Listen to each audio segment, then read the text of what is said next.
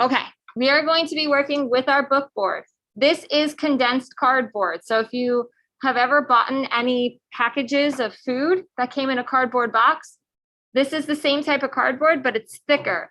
So if you wanted to make more books on your own, you could use any cardboard that you have at home. This process is fairly simple, especially the process that we're going through. So this is just a thicker version of that cardboard that like cereal comes in, or like frozen pizza. I've made lots and lots of books out of frozen pizza boxes. So it's definitely possible.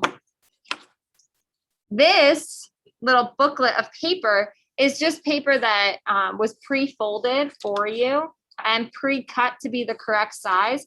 And I just put 1 or 2 staples. If you have tape on the outside, it's just because that last page was starting to break, so that tape holds everything together. All right, so I think there's like maybe 2 or 3 books that have that. So don't stress, your book's not going to fall apart. Okay, so you need that. You need these 2 things, and you need your tape. Let me plug in my camera, and then we'll get started with putting these things together. Oh, sorry, keeps on switching back and forth. All right, so those of you who are out far away, if you want to come closer, that's fine.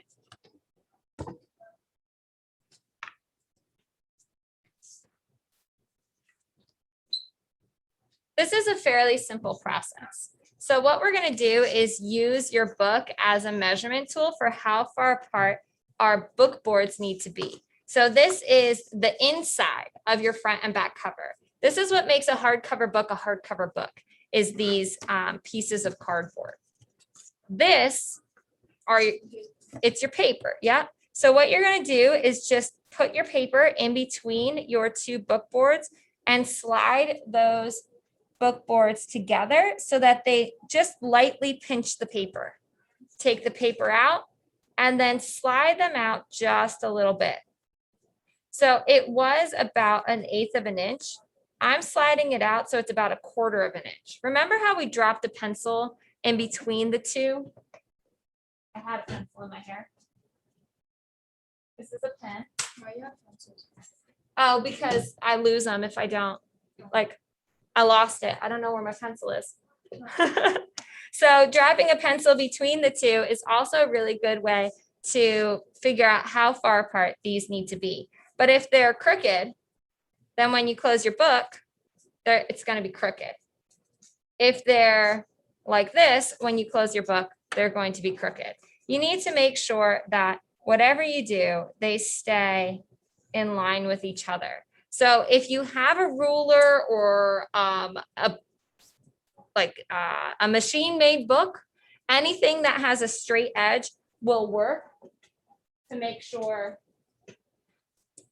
that this maintains a straight edge. So I can even use a book that I have and then separate my book pages or my book insides. They should be able to fit in with wiggle room. So there should be room on either side. That's going to allow your book to sit flat and open. Okay, so if you have these 2 close together, your book's not going to open easily. It's going to actually crack the book board.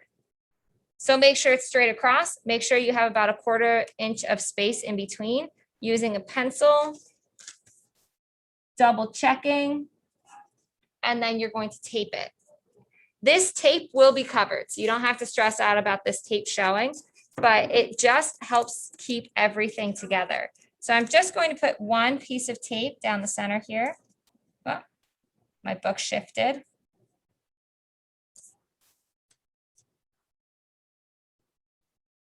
See how I'm working slowly and carefully so that things don't move? Okay, piece of tape down the center. On the inside, I'm going to fold the excess over.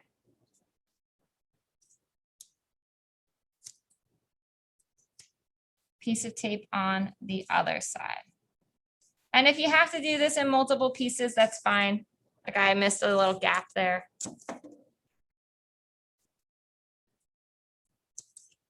And if you have excess tape that needs to fold over to the other side, that's fine too. So now you're starting to see the actual book. If you fold it and it's a little wonky, you can always cut this tape open, reset it, and then re-tape it. So here, this is going to be the construction of our book. This is the step that you need to do right now. Okay?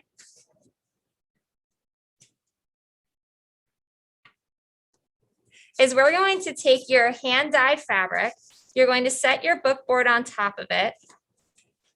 And first thing, and I'll demonstrate this, is cut the corners so that it folds nicely. Then we'll be folding our fabric over our book. And it's hard to do this without the glue. But then when you close your book, it's just going to be fabric around your book. You're not going to see any of that cardboard.